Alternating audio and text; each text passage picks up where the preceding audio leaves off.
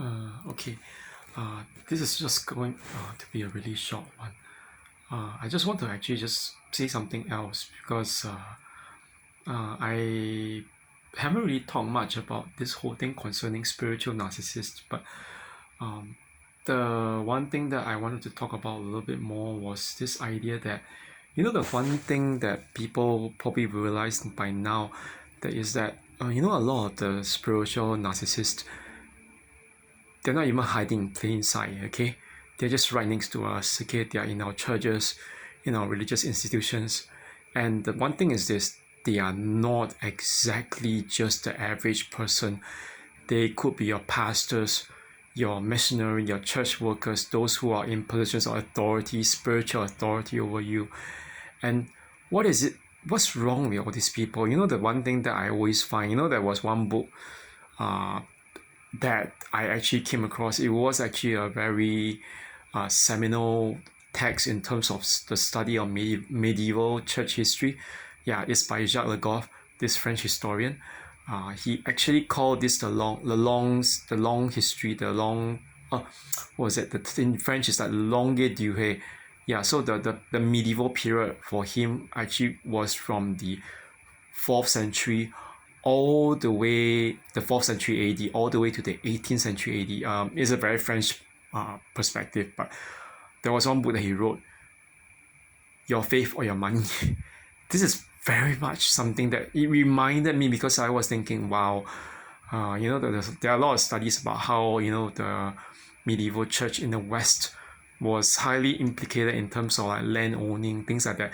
That's part of the whole economic enterprise, things that were being studied by medieval scholars, economists, in terms of historical economists, and things like that. So it's not my job here, because I didn't really specialize in the area of medieval studies. But one thing is this: you might have realized that right now in most churches, especially those the mega churches, the not just mega churches, but even let's say it happens a lot in charismatic and Pentecostal churches, those where they have a charismatic pastor, charismatic in a small C, not big C.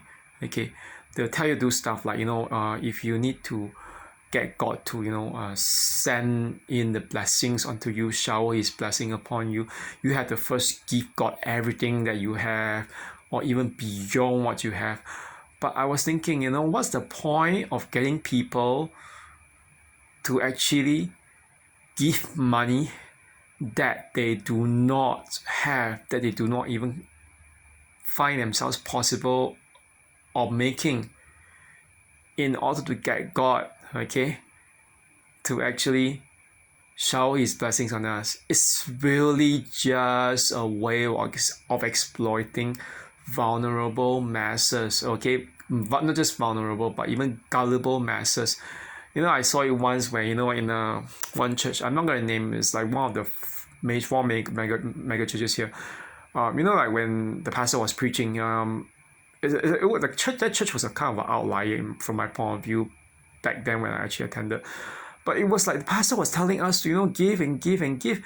I mean, giving is one thing, okay? But when it comes to the tithing thing, he said that there were some people who even went up and put down their credit card. Credit card. So is it like telling the church that, go ahead, withdraw as much as you want? That's like 5,000 to 10,000, whatever. And you know what? I don't know whether that person is going to go into debt because of what that church is going to do with his money. And I'm guessing no, because obviously things were reported in that churches, monthly, maybe monthly finances, whatever.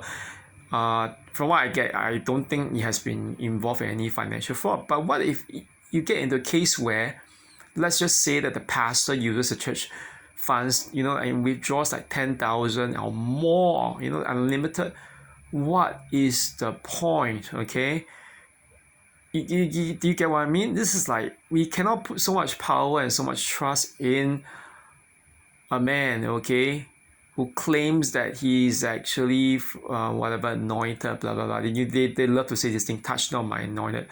But to be honest, spiritual narcissists are not just hide. They're not even hiding in plain sight. They're just possibly next to us somewhere in church, in the institutions, in some power, some position of power and hierarchy or authority over us spiritually. We have to be careful and discerning. Okay. So anyway, I'm off to sleep, and I hope everyone has a good day on a good weekend. Okay. Okay. Bye bye.